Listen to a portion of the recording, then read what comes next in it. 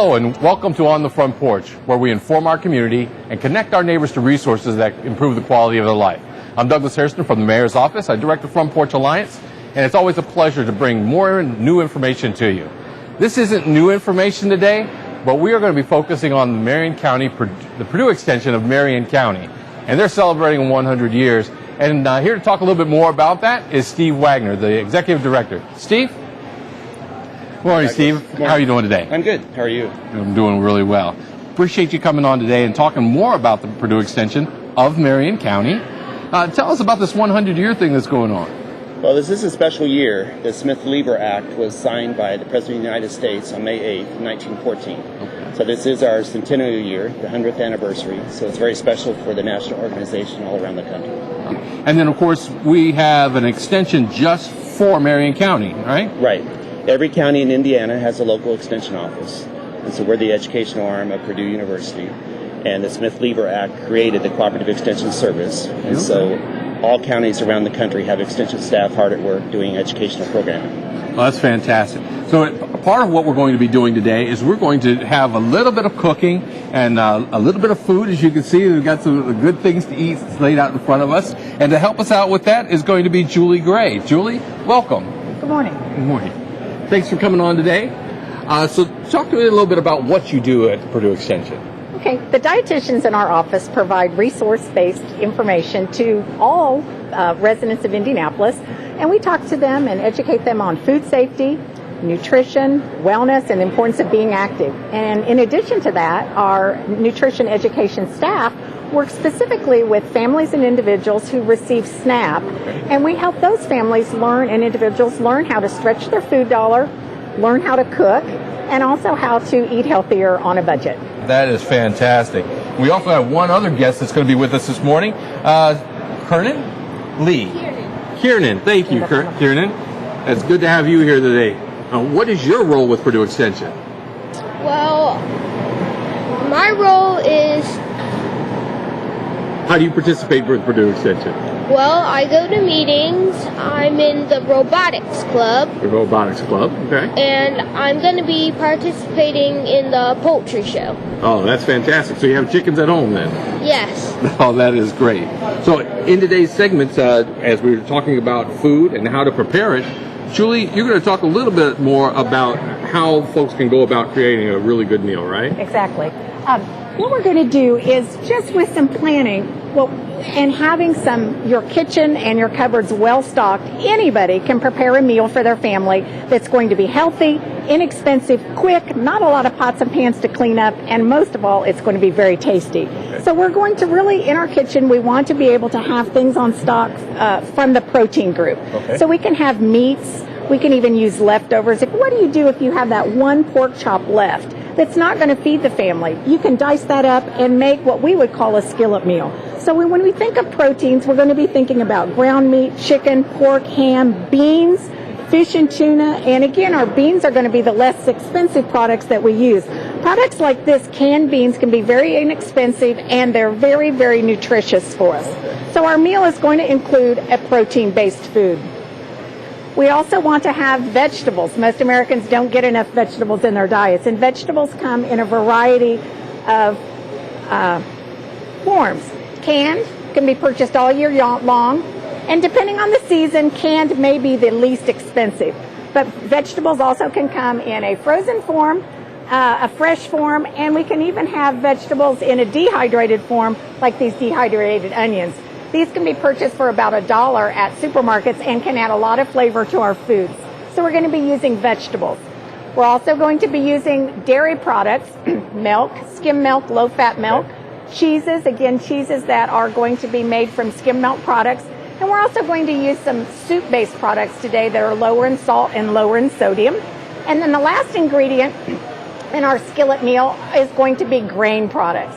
We really want to emphasize the use of the whole grain products. Whole grain products are going to provide us with the most nutrition and also going to have the most fiber and be the healthiest for us. So we're going to, grain products can be rice, pastas, noodles. And the nice thing about what we're doing today is we're not going to cook any of the pasta products ahead of time. We're going to put them in our skillet uncooked. Okay. today's show is going to be a little bit extended from what we've had before, and we've just lost some of our grain products. But also today we'll have, talking about the safety, we'll have Christina Ferroli coming in and talking a little bit more about that. So do you want to go ahead and get cooking started? Sure. So Kieran, what are you going to choose for your meal? Well, pink salmon, Corn, soup, chicken, and spaghetti. spaghetti. All right. And that will be one of our dishes that we make. Steve, what are you going to prepare for your meal? So I'm going to choose some ground beef. Ground beef, I grew up on a beef farm, so we're going to Okay. have some beef, tomatoes, tomatoes, some cheese, cheese. and elbow macaroni. Excellent.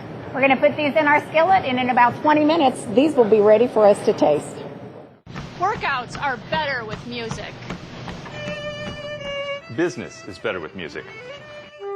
Sports are better with music. Education is better with music.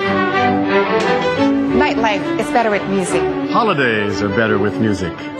Life, it's better with music. To support the Indianapolis Symphony Orchestra with a donation or to purchase tickets, call 639-4300. Welcome back, and we're here in the City Market on the front porch, and I have Christina Ferroli with me. Welcome, Hello. Christina. Thanks for coming out today. And Christina's going to be talking to us about ServSafe, as well as a couple other programs that are going on. What is ServSafe, Christina? ServSafe is a National Restaurant Association training for food retail managers. Per Indiana state law, all food retailers have to have a person or manager in charge trained on safe food handling. Sure. And ServSafe is the national program. There are other programs, but it is the program that is sponsored by the Indiana Restaurant and Hospitality Association, and I am one of the instructors. I've been teaching ServSafe for 18 years through the Indiana Restaurant and Hospitality Association, and you register through them. I personally train about 200 food retail, food handlers, food managers a year. Great. on How ServSafe. often are the classes? I do offer them monthly in Okay. our offices Great. at the Indiana State Fairgrounds. You do register through the Indiana Hospitality and Restaurant Association, so you go to their website. So anybody that has a restaurant or they're serving food as a retail Exactly. has to have the certificate, as well as the restaurant certificate from the state, as well as the ServSafe programming training. Exactly. And that Yes. includes some churches as well, right? Well, there are some non-exempt groups, but it is to your advantage to get trained. Okay. That way you know what you're doing, and it looks good to have the certificate in case the health inspectors show up. Well, that is a great idea. And you also mentioned that dining with diabetes, right? Yes, that's another signature program that I offer through our office. It's actually a collaborative partnership project that I have with Sequoia Aging and Home Solutions.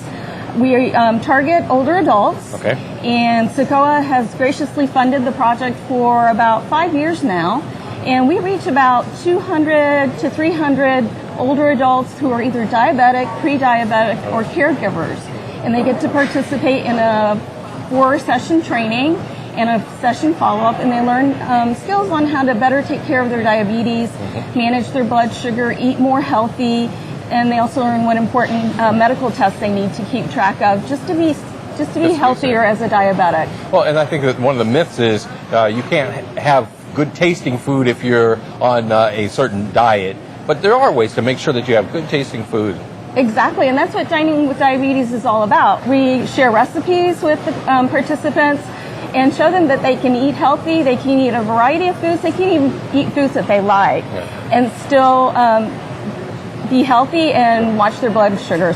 This year we're actually extremely fortunate. We've received a grant through Anthem, Blue Cross and Blue Shield Foundation to offer Dining with Diabetes in Marion County and the surrounding counties. So we're expanding the program out to older adults in Indianapolis and the surrounding counties. So we're extremely grateful to those partnerships. That's great. Learning more about the way that you prepare your food and ways to stay healthy and keep active. We've actually talked quite a bit about diabetes here on the front porch. So I think this goes hand in hand, helping people really connect to the resources that they need in order to make good decisions in their life. Oh, definitely. And it And it's day in and day out. We're constantly bombarded with decision making, and that's just what Dining with Diabetes is, giving you some tools and some information to help you make the best decisions for yourself and your family. Oh, that's great. Now, you also have some programs for kids that happen during the summer as well, don't you? Yes, we do. We are partnered with the Summer Youth Program Fund, and we provide enrichment programs for youth that participate in summer camps throughout Indianapolis.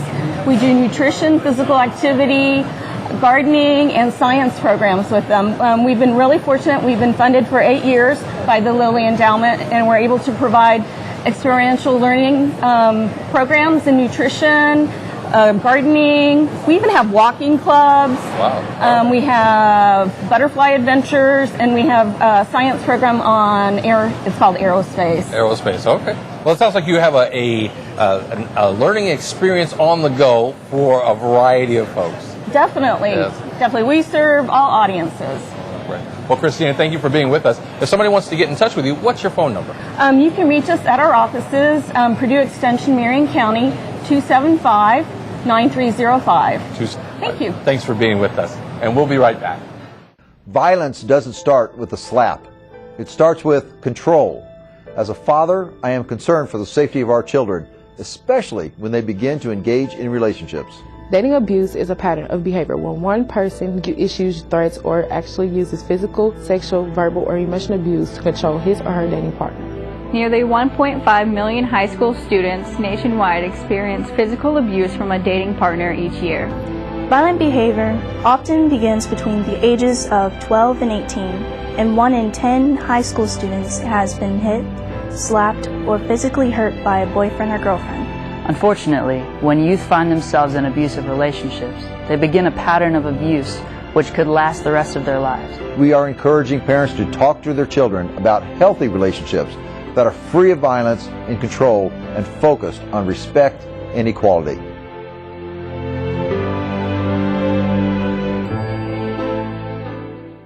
We're back on the front porch here from the city market today. We're doing a special show with the Purdue Extension of Marion County, and we have Julie Gray with us, and we're going to talk about food preparation safety. Julie, we did start off the show with talking about putting a meal together. But what are some of the things that people can do to make sure that they are preparing meals safely?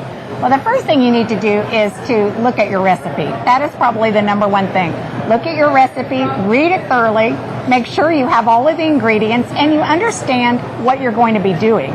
Oftentimes we look at the recipe and we see all of the ingredients and we think we just start putting them into the pan or the bowl in the order that they are. And oftentimes there are very important steps that we need to do in between the recipe. So read the recipe, understand it, and make sure that you have all of the ingredients. Okay, so making sure you have everything kind of plan and prepare before you start executing it. Exactly. Then the next thing we need to do is make sure everything is clean. Okay. We need to, Douglas, make sure our counters are clean. All of our utensils that we're going to be using are clean, and most importantly, I think we all know that we wash our hands before we cook. Sure. But it's important to wash our hands if we're interrupted. If the telephone rings during the time we're making something, someone comes to the door. So anytime we step away from the actual food preparation, we want to wash those hands again. All right. And we'll talk a little bit about cross-contamination. I know at one time there was quite a visible discussion about cross-contamination between meats and products. Exactly. With cross-contamination, what that actually means is we're spreading germs from raw products to products that have been cooked. So that actually begins when we're in the supermarket. When we're in the supermarket, we want to take our fresh meat and put it in the little baggies that we often use for produce. Many of our supermarkets have those bags available now. So separating raw products from other items in the grocery cart. When we bring those products home, we want to do the same thing in our refrigerator. We do not want to set just packages of meat on the top shelf of our refrigerator. Those juices could drip down onto other foods in the refrigerator. And then most importantly, when we're handling the meat. I have a cutting board here today. When we use a cutting board, we want to be sure that we use one that is not wooden. Okay. And we want to wash our cutting board between cutting and preparing raw meat and also cutting and preparing fruits and vegetables. Even if they're going into the same dish? Even if they're going into the same dish. That's a good point. And what about the utensils that you're using? Exactly. I brought a knife. It's important that when we're cutting and chopping that we use sharp knives. A myth is that sharp knives will cut. dull knives are more dangerous in the kitchen than a Sure. sharp knife is. I think we all know we want to cut away from ourselves. We don't want to use a knife and peel towards ourselves. But one of the things that, simple mistake that beginners in the kitchen need to know is they need to know how to measure. So I've brought two types of measuring cups. This type of measuring cup we call a dry measuring cup. This is what we will be measuring our macaroni and our rice and even our vegetables in. If we were measuring flour and sugar, we would be able to use a knife, the back edge of a knife, and level the measuring cup off. This type of measuring cup is best used for liquids because you can actually get down. We do not want to hold the measuring cup up and look at the liquid because we can tilt it. So it's best if we set the liquid, pour into it, and get down eye level with it. All right, great. The last thing that I wanted to mention, Douglas, is we get a lot of questions about tablespoons and teaspoons. Tablespoon is the big one. Teaspoon is the little one. All right. All right. So that can make a big difference in your recipe. So even as you talked about the cutting board and cleaning between that, should you do the same thing with your utensils between fresh meat? Oh, exactly. And You should always wash the utensils, cutting boards, and then when you're done, you want to clean up and make sure that everything is clean. Another key is if you're using an oven, make sure that it's preheated because that's very important too. Okay, very good. So food safety is important, and you also have a little helpful hint guide for preparing your meal as well. Right. This is what we call My Plate. I hope everyone has seen this. My Plate, as we look at it, half of our plate is fruits and vegetables. This was designed by health experts and nutritionists. Even Michelle Obama was important in bringing the plate out. As a visual, we want to make sure that we eat more fruits and vegetables than anything else on our plate. We've got all of our food groups. We'll be using all of the food groups today in our skillet meal except for fruit. So we can have fruit on the side or even have some fruit in it. Pineapple is often good in our recipes. But this is called My Plate. All right, great. And I noticed that you have dairy. Talk a little about the importance of water in your diet as well. Oh, exactly. We just stay hydrated, particularly as we're coming into warm weather. It's important that we get plenty of fluids. We can get fluids through coffee, tea, milk, and juice, but nothing really substitutes for good old water. Good old goes in. All right. So we've talked a little bit about food safety and preparation safety as well. And when we come back, we're going to talk a little bit more about the programs around those type of products and safety. Excellent. All right. Thank you, Julie. Thank you. And we'll be right back.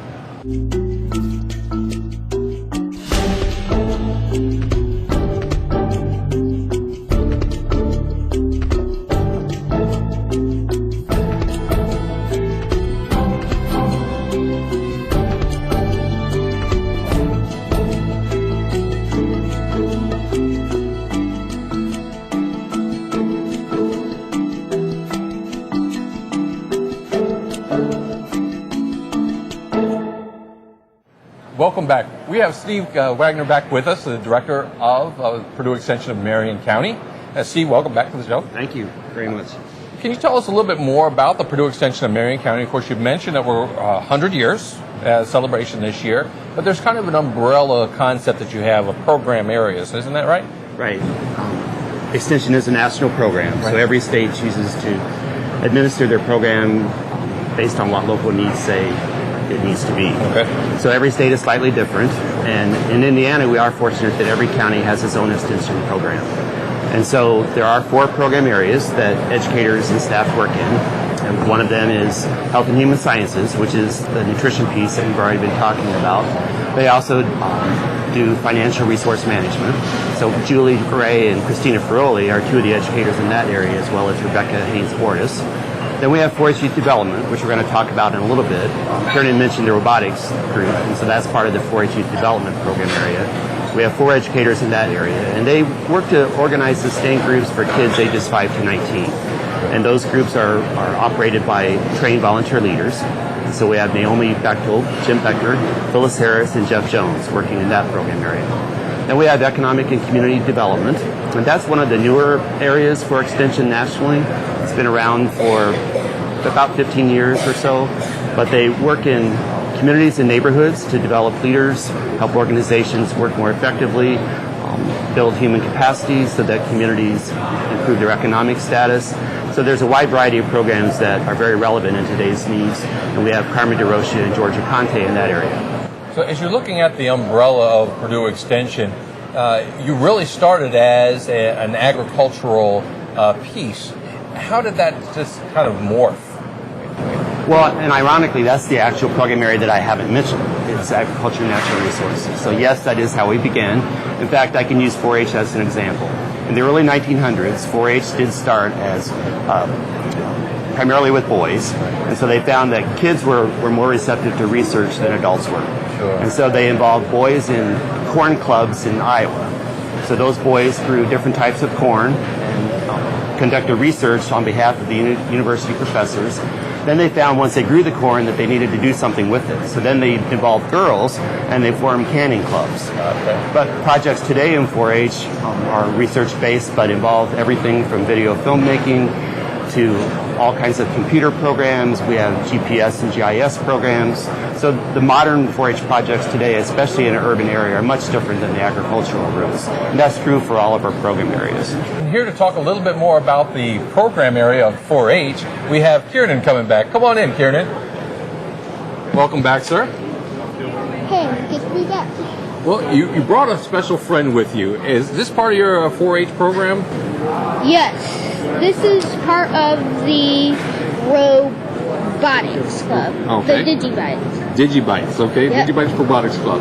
And how did you make that? Well, this is the main part. It's the controller. We have to program to Turn that get toward the this camera thing- there a little bit, okay. to get this moving. Were there adults there to help you, or did you do this all on your own? I did this all on my own with my other teammates. Oh, okay, so you had a team working together. Who was the team leader? There wasn't a team leader. Okay, just working together, all right. Yep. What other things do you do in 4-H? Well, we go to meetings, and in this robotics club, there's actually a competition for it. Ah, so when is the competition, or did you guys already have the competition? The competition is in August at the state fair. It sounds like it's going to be great times. People come out and see the robotics competition. Yep. Of course, they can check the online for the schedule of those competitions, all of that. All right. Yep. Was there anything else you'd like to tell me about your experience with 4-H? Well, it has been a fun time. Yeah, all right. That's what I like to hear. It's going to be a fun time. And it sounds like you learned a lot as well. All right, great. Thank you, Kieran, for joining us. And we'll talk to you a little bit later. All right. Thanks. We also have with us Phil Johnson. And Phil, come on in. You want to introduce Phil? Sure. Phil Johnson is one of our Master Gardeners, and here in Marion County, it's a very large Master Gardener program. And so, as Phil will probably tell you, they're trained to answer all kinds of horticulture and gardening types of questions. It's a pretty big commitment as far as the amount of training they go through and then the volunteer service that they give back to the community. There's about 250 Master Gardeners in Marion County, so it is a very large program and one that's extremely active. Well, Phil, tell us a little bit about the Master Gardener program. How did it get started? Well, the Master Gardener program started nationally at Washington State University in 1971. But it wasn't until 1978 that we started in Indiana a Master Gardener program at Purdue Extension. And it began in 4 counties here, Allen, Lake, Marion County, and Vanderbilt County. And the first instructor in our Marion County Master Gardener program was noted radio host and extension employee Dick Crum. And when Dick retired in the late 90s, Steve Mayer took over as the Master Gardener instructor and director of the program. And Steve set up his own program to teach Master Gardeners, and he's very good. It consists of generally 18 classes, 3-hour classes that cover plant nutrition, soil science, insect pests, animal pests, you name it, we cover it. Well, who is the class set up for? I mean, who should take this class? People interested in gardening, and it's open to the general public. And we have the class, a new class that will be beginning in fall. and it's a wonderful program. How often do the classes run? Historically, we have run one in the fall and one in the spring. So if somebody's really getting ready for next year, it'd be good to jump into the fall class so that you're ready to start planning early.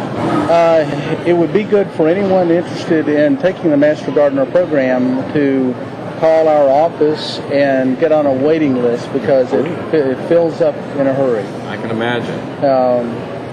And a lot of people are waiting to take the class. Steve also mentioned a kind of a community aspect to the Master Gardener program as well. Can you talk a little bit about that? Yes. All Master Gardeners are encouraged to volunteer their time.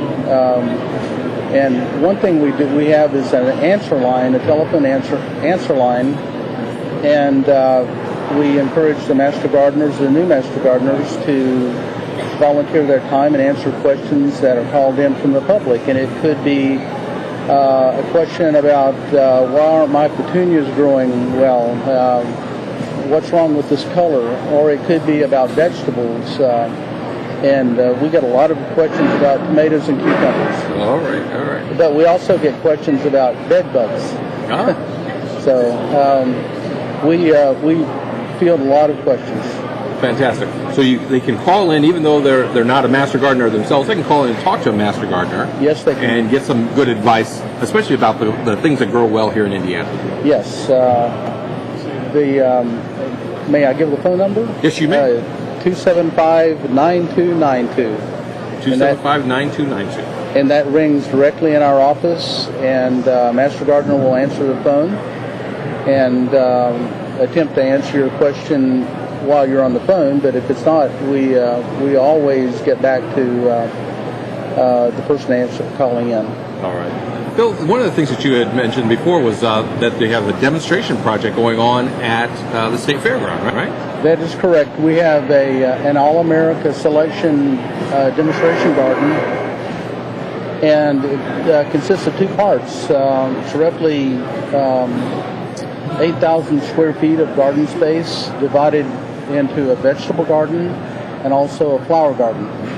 And we grow all kinds of flowers, and as you would guess, they're pretty spectacular. I can imagine. And we grow some spectacular vegetables also, but like any garden, we're afflicted with some of the pests and diseases that occasionally come about. All right, so the garden is an opportunity for somebody to stop by, take a look and see how things are laid out.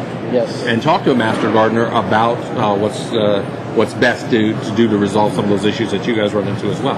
Yes, we are open it's open all the time, but we are especially open during the State Fair. State Fair, okay. And last year, 2013, we had over 13,000 visitors to the demonstration garden. Oh, that is wonderful. But they can come by our garden and stroll around through it. It's a wonderful place to relax from the bustle of the State Fair, and they can enjoy talking with us if they want to. And that's on the north side of the fairgrounds, right? It's on the north side. Most people will know the area as the fishing pond, okay, or the Department of Natural Resources building, but we're immediately adjacent to that. It's a wonderful place to relax for a while. Well, Phil, thank you for stopping by, and we'll be right back.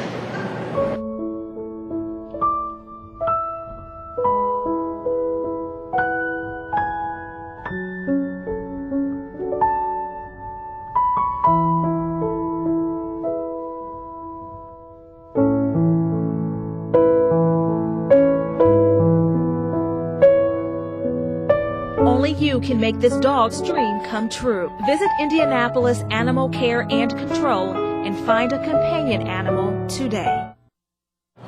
Welcome back to On the Front Porch. We're here at City Markets talking to Purdue Extension of Marion County. And to speak about more programs that Purdue Extension offers to our community, I have Emily Eggleston here with us. Thank you for being here. Thanks for having us, Norma.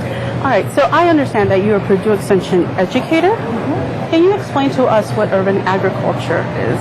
Sure, yeah. I'm the urban agriculture educator, and so the way that we think about urban agriculture is that it's everything that has to do with the production and consumption of food locally. Okay. So that's the farmer who's growing food in the city, that's the businesses that are processing and distributing food, people that are retailing it, grocers, farmers market, restaurants that source locally, and then of course the consumer. And so the people that are actually buying and eating local foods are all part of the urban agricultural system. And we actually include waste at the end of all of that too, things like composting in our program as well. Great. So I understand that Purdue Extension is now endeavoring into this. How are they doing that? Right, well, we decided to emphasize urban agriculture in our programming, in part by adding my position. I'm 2 months into this position, and we decided to make urban agriculture and that whole system of local foods that I just described more a part of what we are supporting in our office. We think that's important because there are people all over the city, organizations, individuals, who are working in the area of urban agriculture and local foods to revitalize their neighborhoods, to strengthen local economies, to make the city a healthier place and the people healthier, and also to work on just basic food access issues.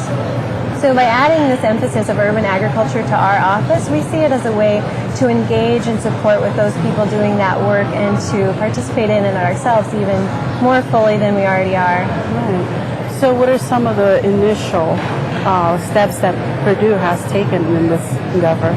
Well, we've been working in this area for years, actually, in the area of community gardening, which is part of urban agriculture. And so we've partnered with schools and neighborhood organizations and community associations.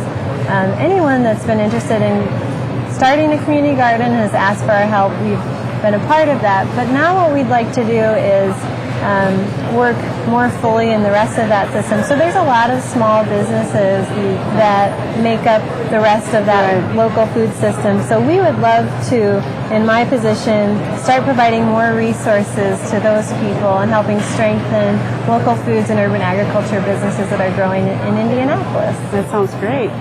So what are some other organizations or agencies that Purdue Extension in Marion County is partnering with? Well, you're going to hear a lot about that because across all 4 of our program areas, we partner with an incredible number of organizations. For urban agriculture specifically, we're in a lot of schools already. We have the other members of our urban agriculture team have many relationships with schools, and then also the master gardeners help a lot with helping getting gardens and food growing started on an individual level as well. Right. So, and I know that because it's a new endeavor, that if other organizations are interested, how would they be able to get connected? Well, I am in the process of meeting and talking to as many people as possible. So if someone is interested, I would love to hear from them.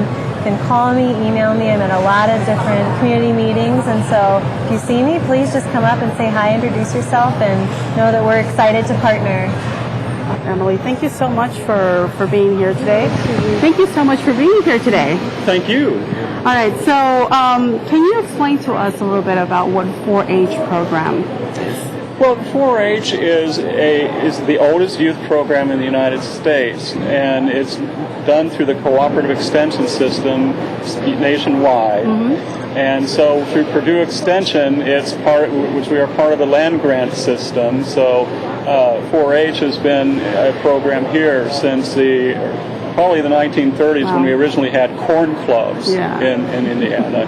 So a lot of people in Indianapolis probably don't know exactly what 4-H is because it's a very urban community, and think of, well, we're all livestock and sheep and horses, and well, we have a lot of that stuff still, and in fact we have a very large horse club with 70 members strong now, but we're also largely going into technology and so forth. And one of the things I wanted to talk to you about today was a technology program called Tech Wizards that we recently started here this year. And it comes to us with through funding from the Office of Juvenile Justice and Delinquency Prevention, and is funded through the National Mentoring Program and National 4-H.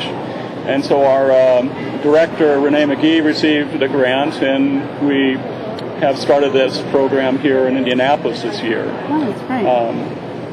We have 3 sites that are after-school programs, and so each site we're developing programs with technology for youth to come and do about 1 to 2 hours per week. And then we also try to line them up with adult mentors who can talk to them about career development and so forth. So the technology is really a very small part of it, but it's that hook that makes them excited about it. That's great. So how is that development program changing and evolving in Marion County? Well, I'd say that we're trying to adapt to people's lives, and a lot of what we have done is going to the after-school programs. We still have the traditional 4-H clubs, but then we're trying to create clubs in different settings. So, like the Youth Center, the KI Eco Center, the Peligi Hiwatt Center, which is another program on, I believe, on Sheldon Street. And so they do a lot of work with after schools. We actually go into the schools a lot. There are 4 of us 4-H educators. We have Jeff Jones, myself, Naomi Bechtold, and Phyllis Harris. And so we do a lot. We all have our own backgrounds, and mine was in community development and technology. Jeff Jones does a lot with gardening and so forth, and then we have financial management with Naomi, and I don't know if they mentioned it earlier, but Phyllis Harris has been working with our new robotics program. Right. We heard about that. Kieran made a little demonstration. Yes.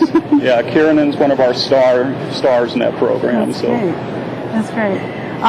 So if any community organizations are interested, or families are interested in 4-H, how will they get connected? They can contact us at our office at 275-9305 and also through our website. We all have email addresses available, of course, but the main thing would be to go through our main 4-H secretary in our 4-H in the Extension office. And we'll be showing the information, how to contact the Marion County Purdue Extension. Fantastic. Thank you so much, Phil, for being here today. Thank you. And next we have Georgia Canty with Marion County.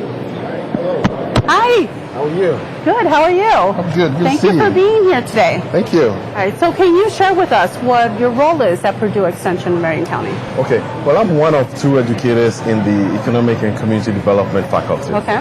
My other colleague is Carmen DeRusha. What we basically do in that particular area for what we do with Extension is really kind of work with people and develop people to achieve their highest potential. Okay. And by achieving their highest potential, they are also able to work within the organizations with which they work to help them achieve their strategic goals and growth. So by doing so, we help people get better, and we help the city gets better, and everybody gets better. So our main focus has been to build community capacity and help people in terms of creating systems where we help with creating structures for better decision making, and really focus on bigger public deliberative processes.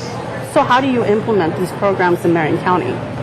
Okay, we do them in a variety of ways. In fact, I'm going to focus on a couple of things that we do.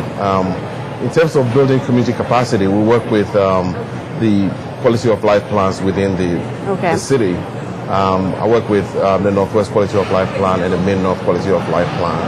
And what we typically do is to kind of help and support, equip, and kind of enable and empower people within the community to really live up to their aspirations. So they set up goals as to things that they want to do. We kind of help to guide them through, achieving those things. One of the other programs that, we do here really is to do with leadership development. My colleague, Carmen DeRusha, really provides a leadership program that is really in Spanish. So, the whole thing is translated into Spanish, and we actually, this is becoming an international city right now. Yes, so it is. what we are also trying to do is to be able to embrace the different cultures, especially the Hispanic culture, into our leadership development programs. We also have a leadership program called Leadership Marion County. Okay. And Leadership Marion County kind of focuses on 3 areas of development. We focus on, looking at self, looking at how you work with other people and how you create value for others. So those are the, two of the typical programs that we do, and I'll be happy to go more into details if you want more. All right. Well, so what are some of the ways that you help the neighborhoods and the organizations work together and with Purdue Extension? Okay. So what we basically do, which falls within the mission of Purdue Extension, is really provide educational programs and build the intellectual capacity of communities. And the way we do that is to be a convener. Be a convener and a support, and also offer, technical support and technical advice to help people do what they want. We normally don't do things for people, but we help them to do what they want to do. So we kind of facilitate, processes and kind of help them to understand structures that makes community work. So that's basically some of the things that we do. That's great. Yeah. Well, George, thank you so much for sharing your information, what you do, and what Purdue Extension does for the community. It was a pleasure to have you here. Thank you so much. And we'll be right back. The next 30 seconds can save you a lot of money. Just do your laundry in cold and stick to full loads. Auto-sleep your computers. Plug your gadgets in a power strip and switch it off when you're done. Headed out? Turn back your thermostat by 10 degrees.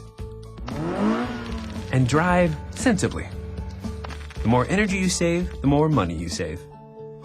Find other great tips at energysaver.gov.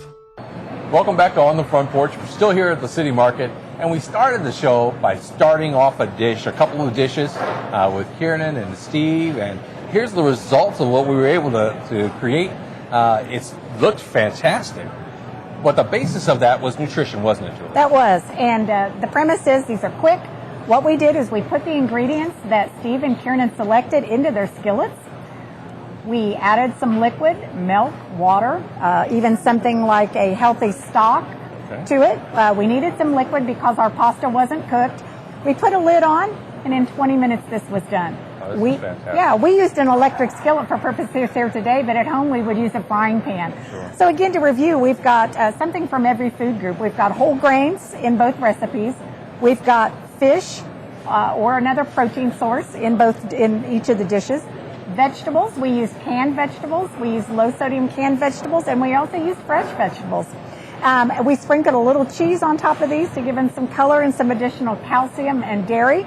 But bottom line, these are going to be quick, nutritious, very, very inexpensive, and foods that we would be using either we would have on hand or could very inexpensively purchase or get from a food pantry. And of course, we always want to remember our food safety. We talked about serve safe, as well as things that you need to do just in your general kitchen to make sure that you stay safe. Right. And the last thing with this dish is that what we didn't talk about, we talked about all the food safety before, during, and now after this dish is prepared. We want to keep this dish hot. Hot food's hot, cold food's cold. And with this particular recipe, once everyone is done eating, we want to take the food, put it into some other kind of a covered dish, and immediately put it into the refrigerator.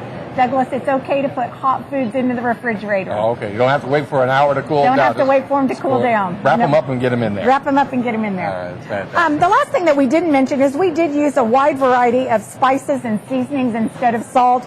We used some Italian seasoning. This is a salt-free product. We can use garlic. We can use chili powders, peppers, even lemon and fresh herbs instead of salt or sodium in the dishes that we prepare today. And a lot of the sauces that you end up using, or the vegetables even that are coming in a can, have some sodium in it, so you don't have to add a lot of salt. No, and if we're using fresh is best, and if we're using canned products, we can't, or canned vegetables, we can purchase those without sodium or salt added. That's true. That's true. Well, and part of what you do, and part of what the whole program for the Purdue Extension of Marion County, they work with some of the schools, right? Yes, we do work with schools. We work with children, adults, pregnant women, and elderly. But to answer your question with schools, we go into schools and we work with kids, helping them understand nutrition, introducing them to a wide variety of foods, new foods from each of the food groups, letting them actually prepare the food so they can taste them, as well as having a physical activity component to each of the lessons that we do or sessions we do in the schools. Let's bring Kieran back out. Kieran, why don't you come on? Kieran is one of the young men that are part of the school program. What school are you at? Fishback. Fishback. And who's your adult leader there? Steve Hurt. And one of the things that we have is adult volunteers that help the kids out as they connect in the school programs for 4-H, right? Yeah. All right, and you have a great time? Really fun. All right, that's great. Thanks for coming out today. And we'll also have Steve Wagner, who is the Executive Director. Thanks, Steve, for joining us today. Thank you very much. It seems like we had a really full program, and I really appreciate you coming and sharing about the Purdue Extension of Marion County. Well, we appreciate the opportunity. And of course, this is the 100th year. Correct. Is there going to be any special program specifically to celebrate the 100th year? Well, here in Marion County, the actual anniversary was May 8th. May 8th. Okay. So we have a garden that's going in at the governor's residence. We had a couple of landscape design students from Purdue who worked with our master gardeners and some of our extension staff to design the garden. And then the governor's wife helped us pick out some of the plants. It's going to be at 46th and Meridian, right on the corner of the residence property. And then also there's a little bit of garden on each side of the actual entrance to the garden. We also have a historical timeline that we're working on for our office at Discovery Hall on the Indiana State Fairgrounds. And on that timeline we'll have archived pictures of how Extension used to be in the early 1900s and how it has progressed and some of the key events that have happened over the last 100 years for Marion County. During the county fair, we'll have a booth, and we'll also have some displays for people to see to learn about our history. And then during the Indiana State Fair, August 8th is the actual Extension Day at the State Fair. There'll be an Extension picnic and a parade and some more displays for people to learn, as well as a demonstration garden, all to learn about our history here in Marion County. Well, that's great. You're doing a wonderful job here in Marion County. We want to make sure that we get the word out. And under full disclosure, I am a former 4-H'er as well. So it's always a pleasure to highlight great programs here in Marion County that can help improve the quality of life for our youth as well as for our adults. So thank you so much for coming out today. Thank you very much for having us. Have a great day. You too. And we'll be right back. If you drive buzzed, it could cost you around $10,000. You'll face major legal fees, major fines, and steep insurance penalties. You could lose everything. Buzzed, busted, and broke. Because buzz driving is drunk driving. Welcome back on the front porch. As we're wrapping up the show, of course, we get a chance to sample some of the fare. I think it's going to be wonderful. It looks delicious. If I can get it on the fork, run away. Oh, that is really good. This is tuna. This is really good. Okay, well, Yeah. I'll have to try some of that in just a minute. We want to take the time to thank our guests from the Purdue Extension of Marion County, and also thank you for joining us today. And Norma, where can they get a little bit more information? Well, they can visit our website at www.indy.gov/frontporch. We would also like to thank City Market for allowing us to use this space for this special show. Well, thank you so much. And Norma, thank you for being a co-host. And we'll see you next time on the front porch, where we inform our community and connect our neighbors to resources that help improve the quality of their life. I'm Douglas Hairston, and for Norma, have a great day.